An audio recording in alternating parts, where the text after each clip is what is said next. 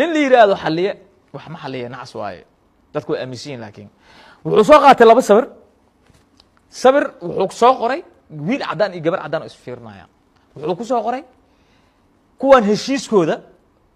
waa jacayl iyo isfahan macnaha qarash ma baxo macnaha sabirkii gaaladoo ka wada mugtaa gabadha Soomaaliyeed wuxuu ku soo qoray 100 gram oo dahab ah ama 100 halaad oo geel ah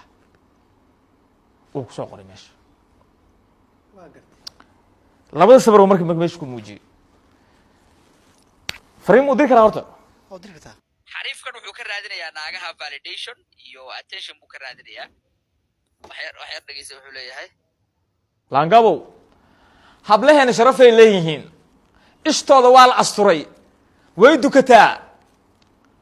meeshoodana waa la dhaahiriyaa nimanka naagaha u dooda